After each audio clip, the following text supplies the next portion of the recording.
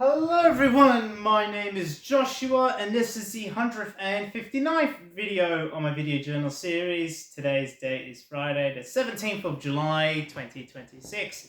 How's everyone been? I've been pretty good today and obviously I am recording this pretty late, so I want to make this a quick video, but I went out with my friends today. It was one of my friends' 20th birthday and we went out to a really nice Greek restaurant here in Sydney. And yeah, we just got like a full-on platter, you know. We had some halloumi. I always love halloumi. That was one of the starters. And then we got like some like grilled lamb skewers, some pita bread, um, you know, some like I don't know if this was inherently Greek or not, but like some like sausages which were really, really nice. And obviously like, lamb and pork and all those other I guess Mediterranean cuisines. But yeah, it was a very nice Greek restaurant. I love Mediterranean food, and there was also a salad which was pretty nice. Though obviously the tomato pieces were like really big. It was basically like a maybe like a fourth or a fifth of like a tomato slice, which is quite big for a salad. Usually whenever I eat a salad, I'm used to like small tomato pieces, but the tomato pieces were like big. I'm not complaining though. It's just that like it was just personal preference, and the onion slices were also really long in the salad. Um, but it was okay, and yeah. At the end, we had like a very nice cake.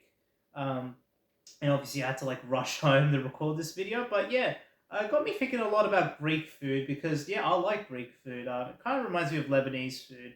It's because I know I'm gonna sound really like weird for saying this, right? This might be a little bit controversial, but yeah, Greek and Lebanese food they share a lot of like similarities, because we like our meat essentially. We like meat, I guess Lebanese dishes are more like you know meat based, but I guess Greek dishes are more like lamb, small amounts of meat mixed in with veggies and cheese and all that. Lebanese, yeah, we like our meat. We do have like a tabbouleh and all that, which is just a nice, I guess, break from meat.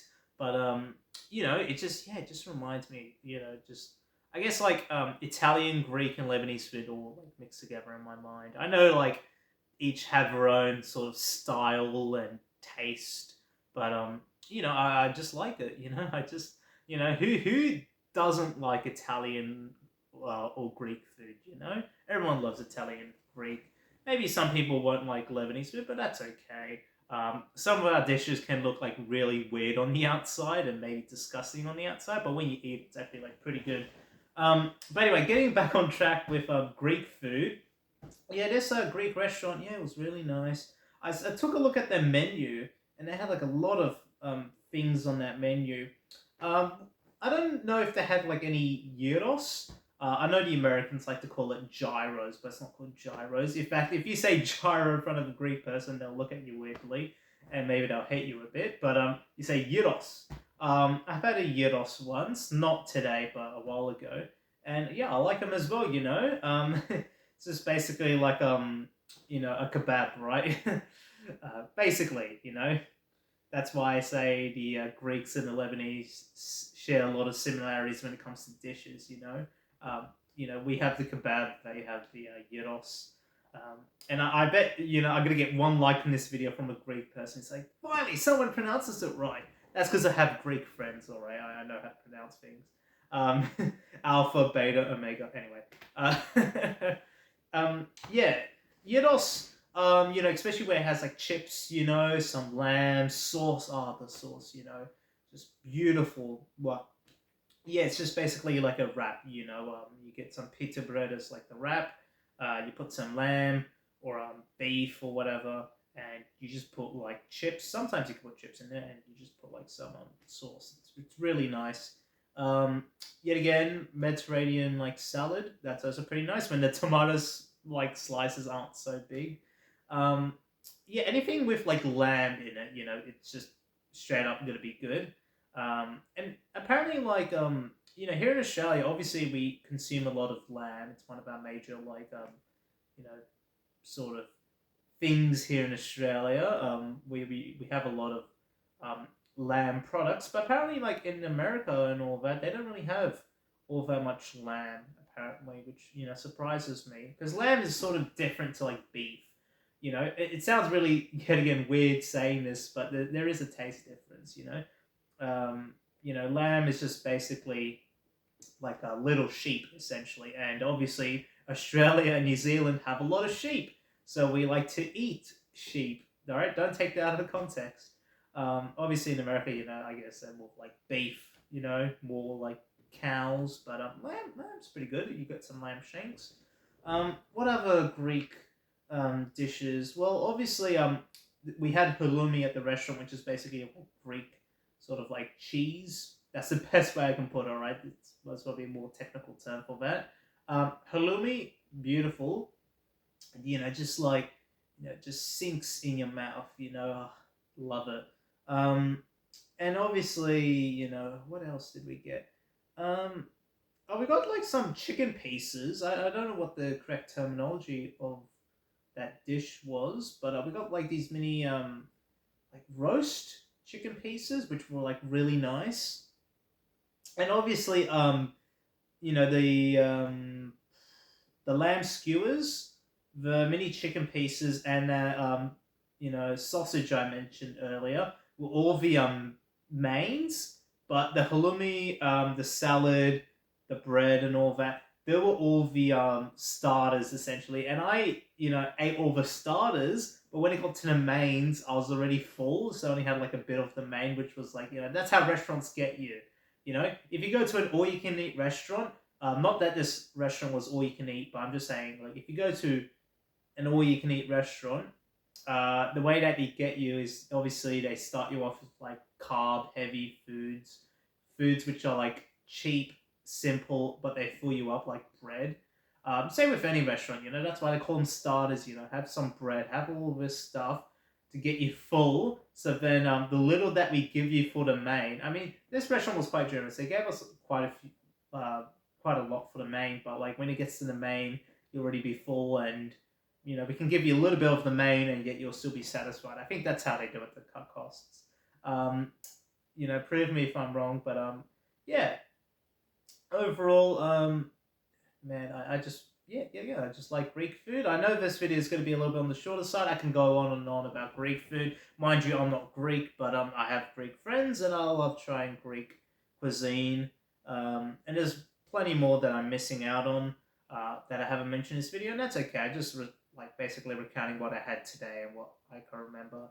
Um, Man, what's Let's end with one more cuisine, all right? I know my phone's pretty low battery as well. Let's end with one more cuisine. What's another Greek dish I can think of? Um, hmm. I know this isn't really going to count, but like Greek yogurt, technically it's Greek. Actually, is it Greek though? I've had Greek yogurt and it tastes nice, but like, was Greek yogurt actually invented in Greece? I know this may sound yet again like a stupid question, but Mongolian beef. All right, you associate it with Mongolia. No, Mongolian beef was not invented in Mongolia. Singapore noodles was not invented in Singapore. I think there were one of them was invented in Hong Kong. The other one was invented in Taiwan. So yeah, like Singapore noodles. Singapore. No, it wasn't invented in Singapore. It's just Singapore style noodles. So that makes me think that Greek yogurt. Could it be invented in Greece? Could it be invented elsewhere? Who knows? I'm just gonna go with Greece. Just play some safe bets, but you never know what happens. Greek yogurt, pretty lovely as well. I just like its smooth, thick texture to it, and yeah, you just can't go wrong with Greek food. Next time I should go most probably like a seafood platter. That'll be lovely. Like a nice Mediterranean seafood platter. But the set meal that we had was pretty good. I also had Johnny Walker, a glass of Johnny Walker with like Coke mixed in it, and I'm not drunk or anything. It's just one drink. All right, I'm fine. I didn't drive obviously because I don't have a full license. You never drink and drive. I'm being serious here. You never. Um, that's why I like public transport. Gets me home safely, and um, yep,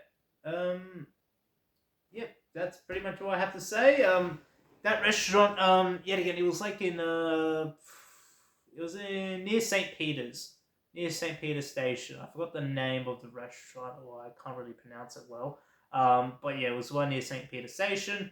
Um, and obviously, that was um, obviously I had to rush all the way back home, which took me a long time.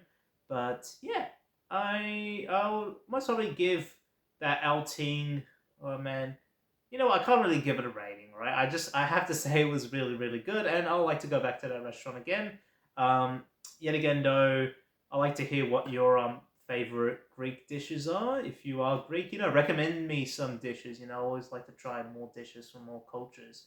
You know, but yeah, I really love to try Libyan cuisine because Libyan cuisine is basically a mix between Arab and Italian cuisine, which I love.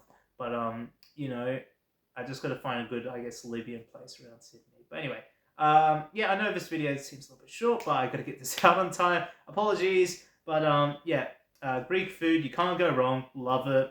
Slovaki, um,